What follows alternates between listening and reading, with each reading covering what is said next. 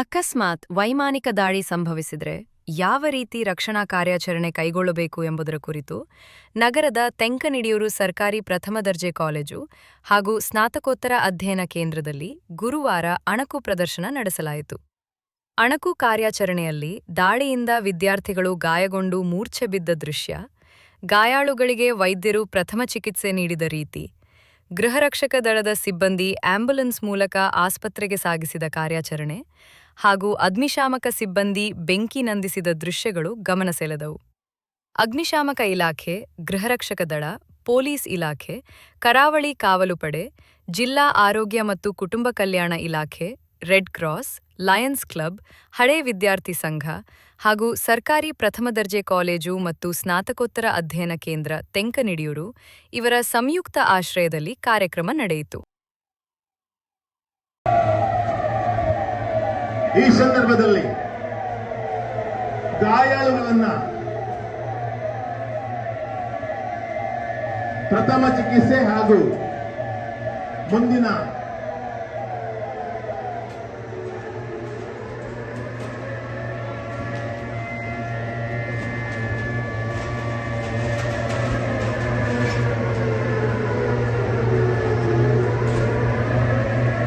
ಯಾರೂ ಸಹ ಗಾಬರಿಗೊಳ್ಳಬಾರದು.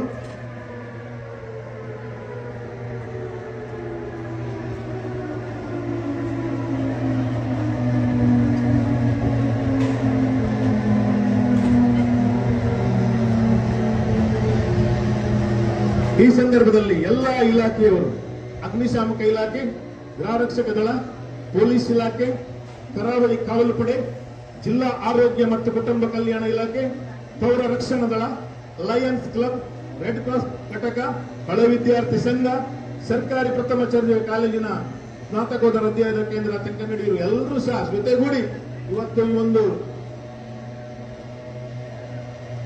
ಏನು ಅನಾಹುತ ಸಂಭವಿಸಿದೆ ಈ ಸಂದರ್ಭದಲ್ಲಿ ಎಲ್ಲರಿಗೂ ಒಂದು ರಕ್ಷಣಾ ಕಾರ್ಯಕ್ರಮದಲ್ಲಿ ತೊಡಗಿದ್ದಾರೆ.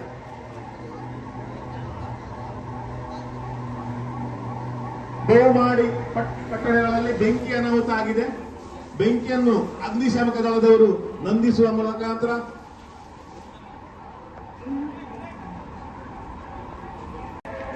ತಂಡದವರು ರೆಸ್ಕ್ಯೂ ಮುಖಾಂತರ ರಕ್ಷಣೆ ಮಾಡುವುದರ ಮುಖಾಂತರ ರಕ್ಷಣಾ ಕಾರ್ಯದಲ್ಲಿ ಪ್ರವೃತ್ತರಾಗಿದ್ದಾರೆ.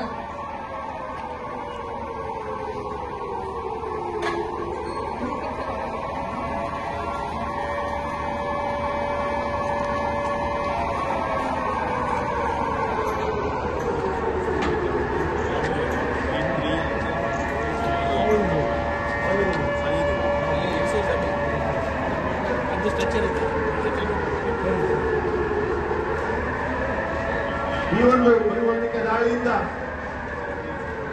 ಅಸ್ವಸ್ಥಗೊಂಡಂತ ಕ್ಯಾಸುಯಾಲಿಟಿಗಳನ್ನು ಪ್ರಾಥಮಿಕ ಇಲಾಖೆಗೆ ಫಸ್ಟ್ ಏಡ್ ಸೆಂಟರ್ಗೆ ಸಾಗಿಸುವುದರ ಮೂಲಕ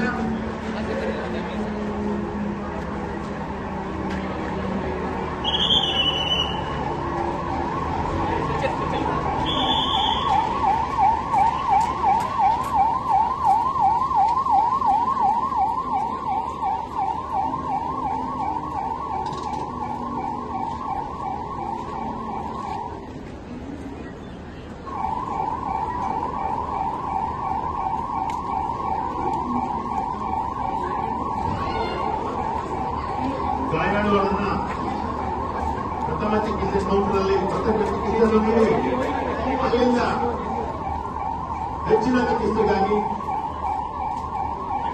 ಜಿಲ್ಲಾಸ್ಪತ್ರೆಗೆ ಸಾಗಿಸುವಂತ ವ್ಯವಸ್ಥೆ ಸಹ ಇಲ್ಲಿ ಮಾಡಲಾಗಿದೆ.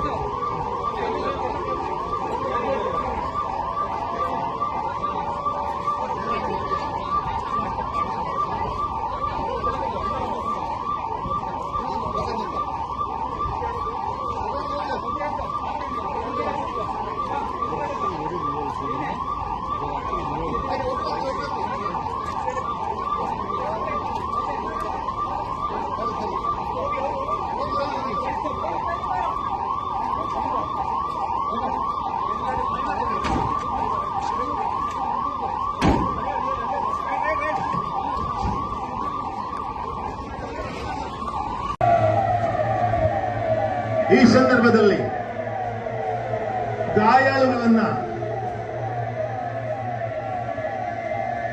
ಪ್ರಥಮ ಚಿಕಿತ್ಸೆ ಹಾಗೂ ಮುಂದಿನ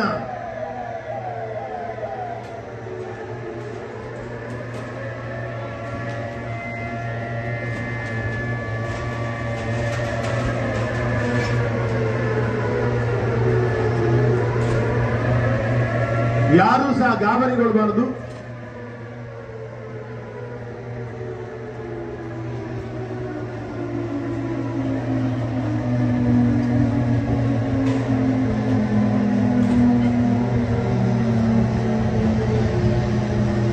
ಈ ಸಂದರ್ಭದಲ್ಲಿ ಎಲ್ಲ ಇಲಾಖೆಯವರು, ಅಗ್ನಿಶಾಮಕ ಇಲಾಖೆ, ಗೃಹರಕ್ಷಕ ದಳ, ಪೊಲೀಸ್ ಇಲಾಖೆ, ಕರಾವಳಿ ಕಾವಲು ಪಡೆ, ಜಿಲ್ಲಾ ಆರೋಗ್ಯ ಮತ್ತು ಕುಟುಂಬ ಕಲ್ಯಾಣ ಇಲಾಖೆ, ಪೌರ ರಕ್ಷಣಾ ದಳ, ಲಯನ್ಸ್ ಕ್ಲಬ್, ರೆಡ್ ಕ್ರಾಸ್ ಘಟಕ, ಹಳೆ ವಿದ್ಯಾರ್ಥಿ ಸಂಘ, ಸರ್ಕಾರಿ ಪ್ರಥಮ ದರ್ಜೆ ಕಾಲೇಜಿನ ಸ್ನಾತಕೋತ್ತರ ಅಧ್ಯಯನ ಕೇಂದ್ರ ತೆಂಕನಡಿಯರು ಎಲ್ಲರೂ ಸಹ ಜೊತೆಗೂಡಿ ಇವತ್ತು ಈ ಒಂದು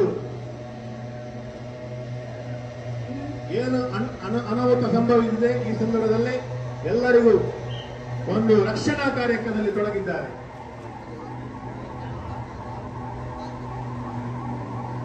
ಬಹುಮಾಡಿ ಕಟ್ಟಡಗಳಲ್ಲಿ ಬೆಂಕಿ ಅನಾಹುತ ಆಗಿದೆ.